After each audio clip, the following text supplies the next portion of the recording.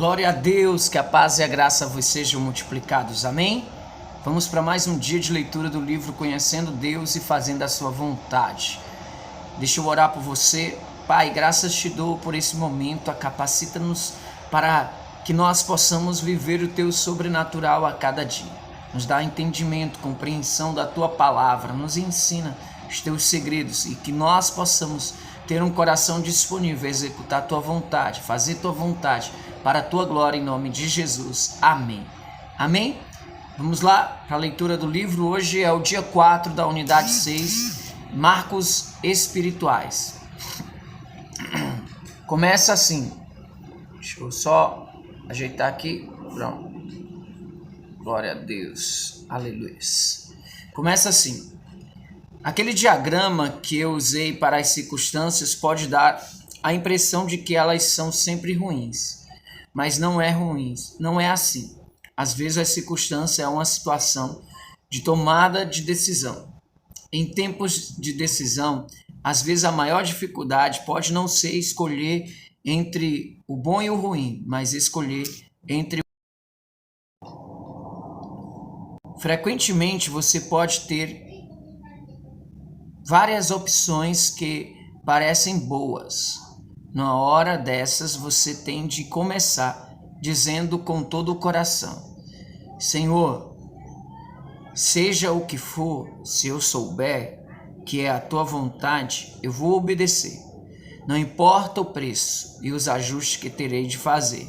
Com todas as forças do meu coração, eu me entrego. Quero fazer a tua vontade a partir de agora. Senhor, não importa qual seja a tua vontade, eu vou obedecer. Continuando a leitura aqui. Você precisa dizer isso desde o começo da busca pela vontade de Deus. Se não for assim, você não estará dizendo, seja feita a tua vontade. Em vez disso, você estará dizendo, seja feita a tua vontade, desde que ela não entre em conflito com a minha. Existem duas palavras que não andam juntas na língua cristã: não e Senhor. Se você diz não, ele não é Senhor. Se Deus é realmente seu Senhor, sua resposta tem de ser sim. Uma tomada de decisão começa sempre aqui.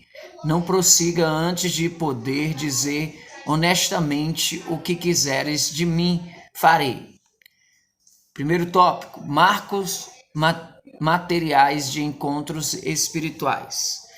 Quando Israel atravessou o rio Jordão e entrou na terra prometida, Deus deu a Josué as seguintes instruções: tomai dentre o povo 12 homens de cada tribo, um homem, e mandai-lhe, dizendo: tirai daqui, do meio do Jordão, do lugar em que estiveram parados os pés dos sacerdotes, 12 pedras, levai-as convosco para outra banda e depositai-as no lugar em que haveis de passar esta noite. Josué 4, versículo 2 e 3. Aquelas pedras serviam como um sinal para os israelitas. Josué explicou: quando vossos filhos no futuro perguntarem o que significam essas pedras, direis a eles que as águas do Jordão foram cortadas diante da arca do pacto do Senhor. Quando ela passou pelo Jordão, as águas foram cortadas e estas pedras serão para sempre por memorial dos filhos de Israel. Versículo 6 e 7 de Josué capítulo 4. As pedras serviam para lembrar um ato poderoso de Deus em favor de seu povo. Em muitas outras ocasiões, os homens construíram altares ou fizeram marco de pedra para lembrar um encontro significativo com Deus. Vamos para a tarefa? Escolha uma das seguintes pessoas. Marque a escolha que você fez, isto é, a pessoa que você decidiu estudar. Leia a respeito do encontro dela com Deus e então responda as perguntas a seguir. Noé, Abraão, Isaac, Jacó, Moisés, Josué, Gideão. Escolha um deles. E aí, primeira pergunta: Descreva de forma sucinta o encontro entre essa pessoa e Deus. O que Deus fez? Na sua opinião, por que essa pessoa fez esse marco de pedra? Conforme o texto, essa pedra ou esse altar recebeu algum nome?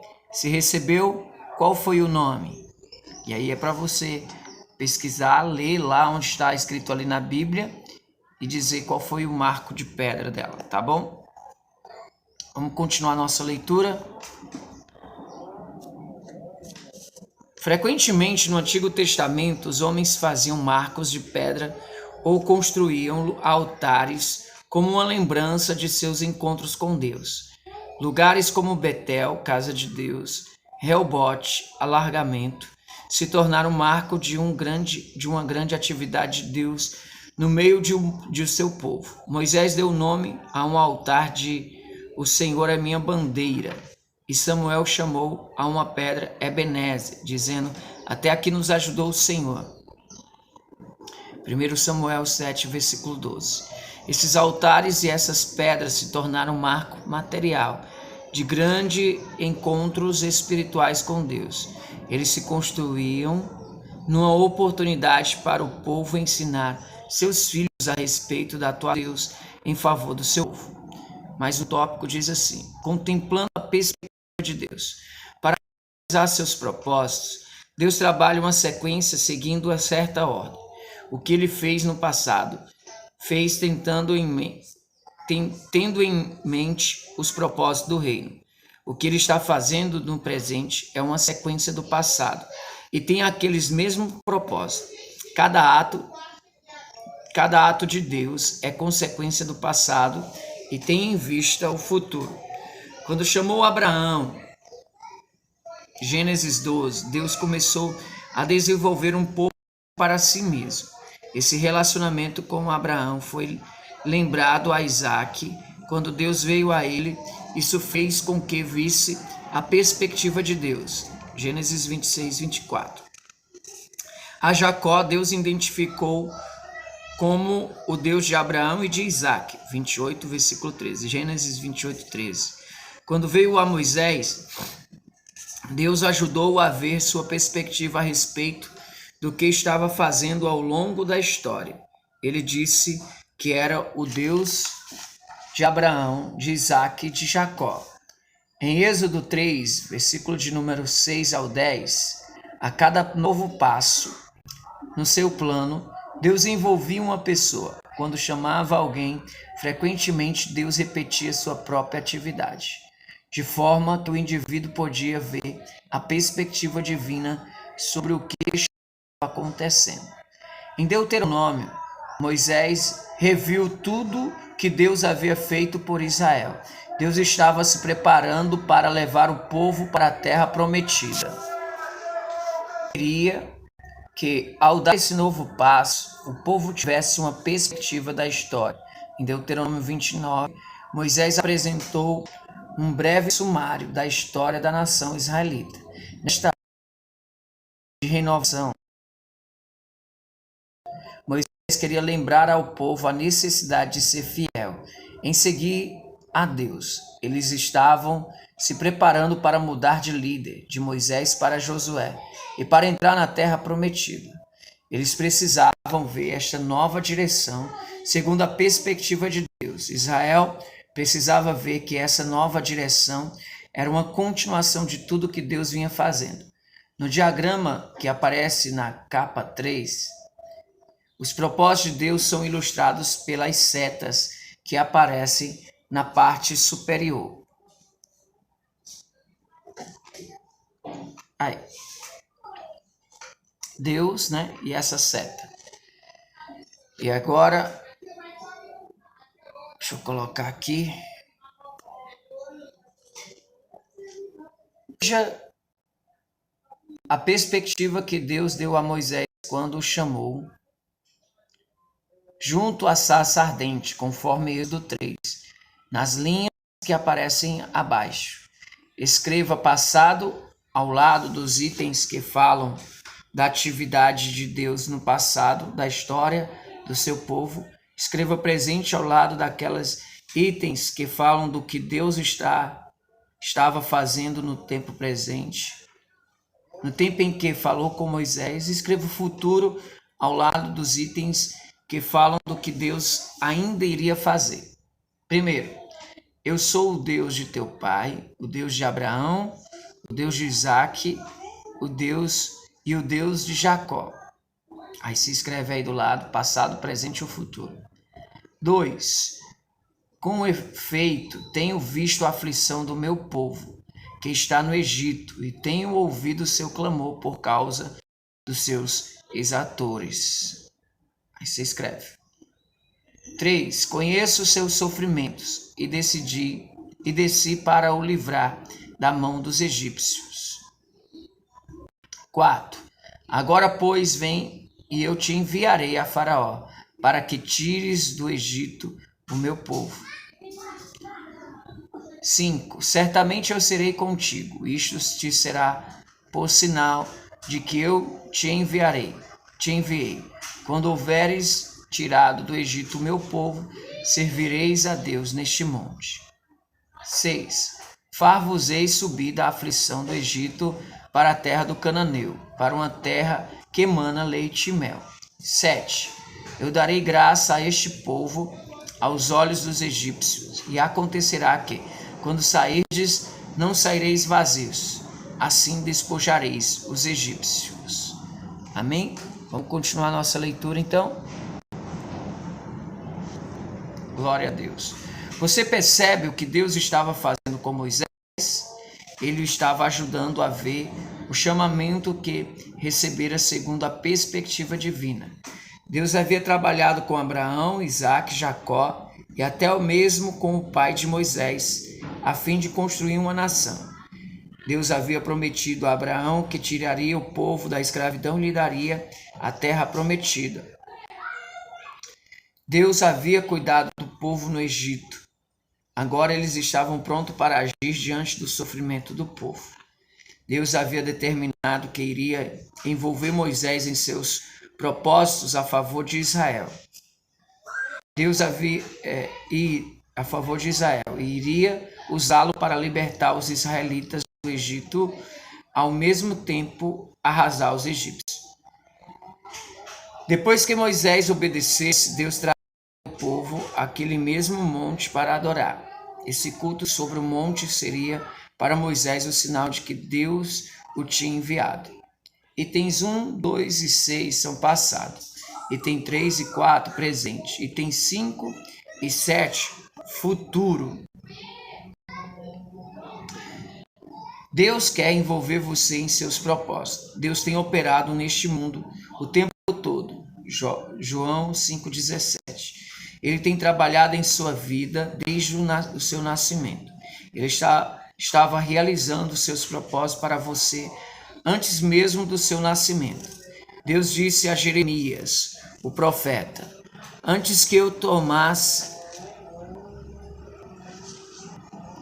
formasse no ventre, te conheci. Antes que saísse da madre, te santifiquei. As nações te dei por profeta. Jeremias 1, verso 5. Quando chega o momento de Deus agir em sua vida de forma a você dar um novo passo ou tomar uma nova direção, isso será sempre uma sequência do que ele já vem fazendo. Ele não muda de rumo nem fica dando voltas sem significado. Seu caráter é construído por Deus de maneira ordenada, como um propósito sempre em mente. Mais um tópico diz assim: um inventário espiritual. Deus, descobri algo que me ajuda muito, identificar os marcos espirituais de minha vida. Cada vez que eu identifiquei uma convocação ou uma nova orientação de Deus para a minha vida, estabeleci mentalmente um marco espiritual naquele ponto. Um marco espiritual identifica um tempo de transição, de decisão ou de orientação em que eu claramente posso ver que Deus estava me guiando. Depois de algum tempo, posso olhar para trás para esses marcos espirituais e ver como Deus fielmente dirigiu minha vida. de acordo com seus propósitos divinos. Quando eu tenho que tomar uma decisão a respeito da orientação de Deus, revejo aqueles marcos espirituais. Não dou o passo seguinte sem examinar o contexto da atividade total de Deus em minha vida. Isso me ajuda a ver a perspectiva de Deus quando ao meu passado e presente. Então, examino as opções que tenho diante de mim. Procuro ver qual das opções parece ser mais consistente com o que Deus tem feito em minha vida. Se nenhuma delas parece consistente, continuo a orar e esperar a orientação de Deus. Quando as circunstâncias não se encaixam com o que Deus está me dizendo na Bíblia e em minhas orações, eu entendo que estou fazendo as coisas na hora errada e espero até Deus revelar seu momento. Vamos para mais uma tarefa. Escreva com suas próprias palavras uma definição de marcos espirituais. Usando o parágrafo anterior, descreva com suas próprias palavras o que você faria para usar os marcos espirituais no sentido de facilitar a descoberta da orientação de Deus em tempos de decisão. Porque os marcos espirituais podem ser úteis. Eles podem ajudar você a fazer o quê? Continuando a leitura.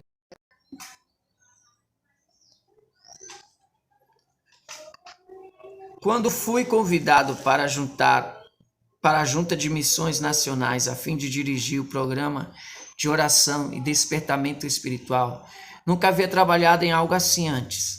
Só Deus mesmo poderia me revelar se essa oportunidade fazia parte de seu propósito para a minha vida ou não. Passei em revista os marcos espirituais da minha vida para ver essa decisão sob a perspectiva de Deus. Os antepassados de minha família vêm da Inglaterra, onde vários deles estudaram no Spurgeon College, no tempo em que Spurgeon lutava para ganhar a Inglaterra para Cristo. Cresci numa cidade do Canadá, onde não havia nenhum testemunho evangélico. Meu pai servia como evangelista naquela cidade, visando ao estabelecimento de uma congregação. Já nos anos de minha adolescência, comecei a sentir meu coração bater forte em favor das comunidades por todo o Canadá, onde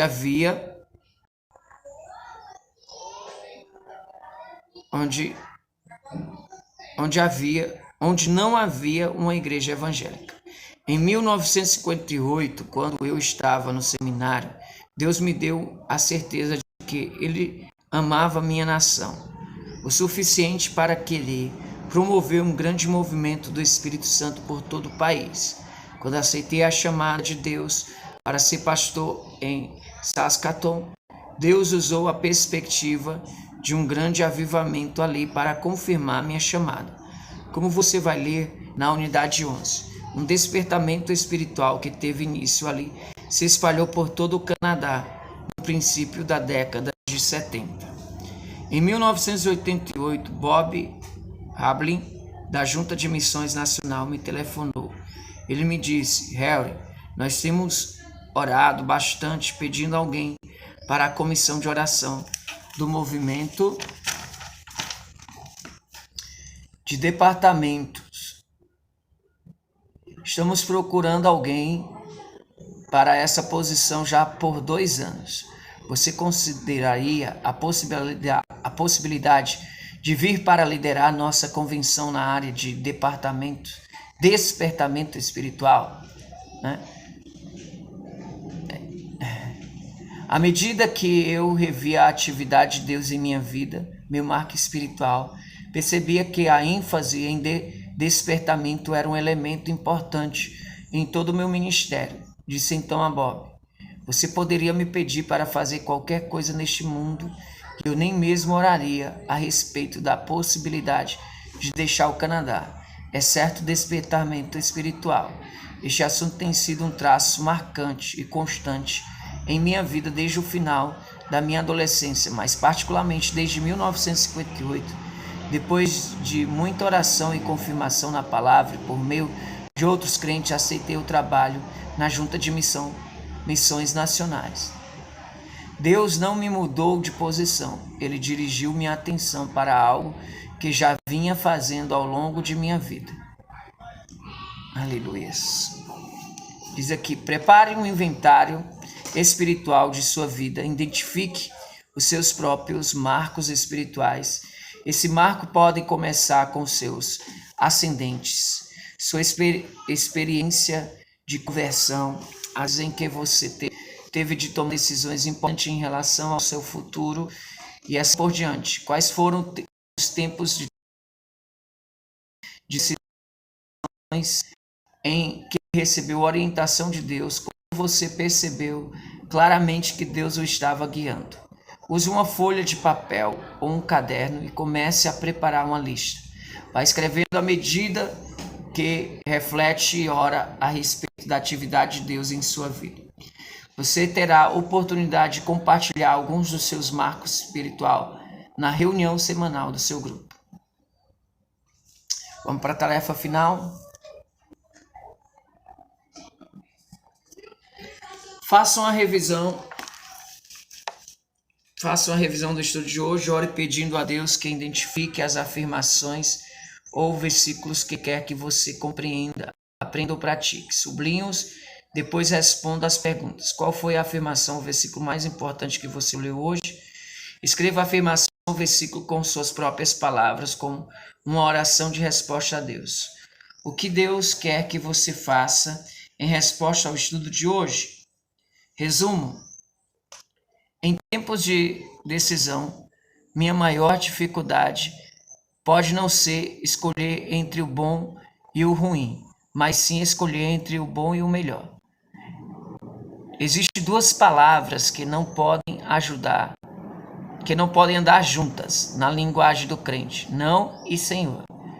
Deus atua numa sequência para executar seus propósitos. Quando Deus quer que eu dê um novo passo na direção da sua vontade, esse passo será uma continuação do que Ele já está fazendo em minha vida.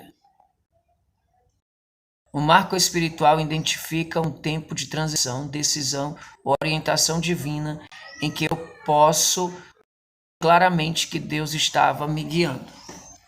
Glória a Deus, vamos orar. Pai, graças te dou por este momento. Abençoa a vida do teu povo, a casa, a família, o lar. Capacita-os para entender e compreender a tua vontade e serem guiados por tua direção para que eles possam fazer a tua vontade. Em nome de Jesus. Amém. Deus abençoe a todos e até amanhã.